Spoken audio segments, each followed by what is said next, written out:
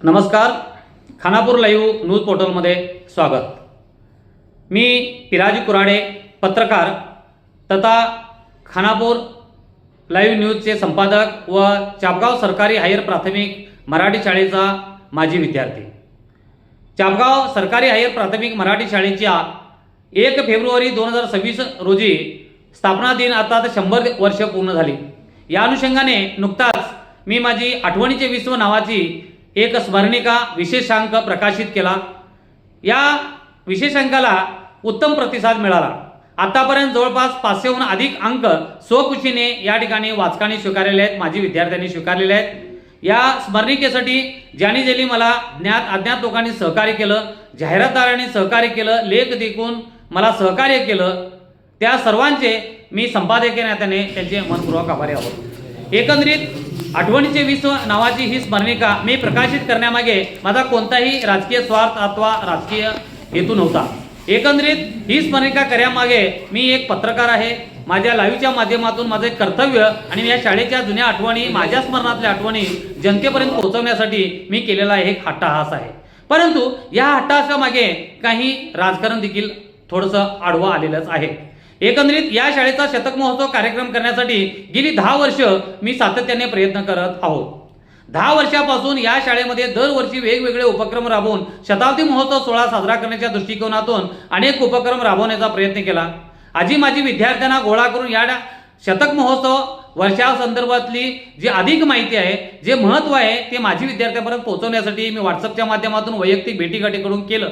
हे सगळं करत असताना देखील आज शेवटच्या घडीला पिराजी कुराडेचं वावडं का असा प्रश्न या ठिकाणी मला उपस्थित होतोय. म्हणून मी आठवणीचे विश्व ही पुस्तिका काढण्यामागचा हट्टहास केला. यामागची पार्श्वभूमी अशी की गेल्या 2-3 महिन्यापूर्वी शाळेच्या शताब्दी महोत्सव सोहळ्याच्या निमित्तानं शाळेमध्ये एक व्यापक बैठक बोलावण्यात आली आणि या बैठकीमध्ये सारासार विचार करून एका सचिवाची नियुक्ती करून 15 दिवस सर्वांनी म्हणून राबूया आणि त्या ठिकाणी कोण चांगल्या पद्धतीचं काम करेल त्यांना पदाधिकारी नेमूया अशा पद्धतीची या ठिकाणी माहिती देण्यात आली. चर्चासत्र झाले आणि हे चर्चासत्र सुरू होत असताना काही माजी विद्यार्थी या ठिकाणी होते, ते मधोमध त्या ठिकाणी बैठक सोडून गेले. त्याच्या 15-20 मिनिटांमध्ये विद्यमान शताब्दी महोत्सवचे अध्यक्ष विलास धबाले यांनी पिराजी कुराडेच्या शताब्दी महोत्सवाचा अध्यक्ष व्हावा असा त्यांनीच हट्टहास धरला आणि त्यांनी माझ्या नावाची घोषणाही केली आणि घोषणा करून टाळ्याही वाजवल्या आणि शुभेच्छाही दिल्या. तेवढ्याच पडद्यामागून सूत्रधारांनी त्या ठिकाणी सूत्र हलवली आणि 1-2 माणसांना त्या ठिकाणी माझ्या विरोधकांना पाठवून पिराजी कुराडे नावाचे वावडे या ठिकाणी अर्थात विरोध तयार करून या ठिकाणी पिराजी कुराडेला या ठिकाणी कोणत्याही परिस्थितीमध्ये शताब्दी महोत्सव कमिटीचं अध्यक्षपद देऊ नये अशा पद्धतीचं राजकारण त्या ठिकाणी अडवं आलं. विलास धबाले यांच्यावर दबाव आला आणि अवघ्या 5 मिनिटांमध्ये ज्या विलास धबालेंनी पिराजी कुराडेचं नाव सुचवलं होतं त्याच विलास धबालेने मी स्वतः अध्यक्ष होतो अशी त्या ठिकाणी घोषणा केली आणि राजकारण त्या ठिकाणी आडवे आले. खरं तर मानसिक स्थिती बरोबर नसल्याकारणे मला ही पदाची अपेक्षा नव्हती, म्हणून मी स्तब्ध होतो. मात्र एकदा नाव घेणे, नंतर त्याचं नाव काढून घेणे, त्याचा अपमान करणे ही प्रक्रिया त्या ठिकाणी शताब्दी महोत्सवाच्या या बैठकीमध्ये घेण्यात आली आणि त्यामुळे मी त्या ठिकाणी नाराज होऊन माझ्या घरी परतलो. 1 महिनाभर माझ्या घरी शांत बसल्यानंतर देखील कोणाचेही एकाही शब्दानं काय करूया कसं करूया प्रत्युत्तर आलं नाही. त्यामुळे शताब्दी महोत्सव कमिटीच्या अंतर्गत एका बंद खोलीमध्ये ठराविक मर्जीतल्या लोकांना घेऊन त्या ठिकाणी कमिटी रचना झाली आणि त्या कमिटीच्या रचनेमध्ये आपल्या मर्जीतील ज्यांचं शाळेला अधिक योगदान नाही, त्या शाळेमध्ये शिकलेलेच नाहीत, त्यांची मुलं शिकलेले नाहीत, अशी मुलं घेऊन त्या शाळेचा शताब्दी महोत्सव सोहळा करण्याचा या ठिकाणी घाट घातला आणि पिराजी कुराडे याला या शताब्दी कमिटीपासून दूर डावलण्यात आलं. आणि त्यामुळे माझ्या स्मरणातील माझ्या बुद्धीतील काही गोष्टी होत्या त्या या पुस्तिकेच्या माध्यमातून जाव्यात म्हणून मी आठवणीचं विश्व ही पुस्तिका निर्माण केली. मात्र ही पुस्तिका निर्माण करत असताना कोणालाही मी दुखवलेलं नाही, कुणाच्याही विरोधात त्याच्यामध्ये लिहिलं नाही. शाळेचा ध्येय, धोरणे व माझ्या मनातील शब्द या पुस्तिकेमध्ये घेऊन मी ही पुस्तिका तयार केली. यात काय माझे चुकले? याच्यानंतर शताब्दी महोत्सव कमिटीने माझ्यावर आकडपकड घेतली. पिराजी कुराडेला कोणत्याही परिस्थितीत शताब्दी सोहळ्याकडे फिरकायला द्यायचं नाही, त्या माणसाचं पुस्तक आमच्या शताब्दी महोत्सव समितीच्या व्यासपीठावर प्रकाशित करायचं नाही, त्याच्याकडे आर्थिक व्यवहार कुणी करू नये, त्यांचा आमचा संबंध नाही अशा पक्षाची उक्तोक्ती व्हॉट्सअपच्या माध्यमातून या शताब्दी कमिटीच्या पदाधिकाऱ्यांनी केल्यामुळे मला त्यांच्यापासून दूर राहावं लागलं आणि माझी पुस्तिका करावी लागली हे सत्य आहे. पण तरी देखील मी कालांतराने त्या लोकांना सांगितलं की शताब्दी महोत्सव सोहळा हा चांगला मोठ्या पद्धतीने केला पाहिजे, चांगल्या पद्धतीने केला पाहिजे, अशा सूचनाही मांडल्या. मात्र नुकताच कालच 18 तारखेला या शताब्दी महोत्सव कमिटीच्या पदाधिकाऱ्यांनी एक पत्रिका काढलेली आहे.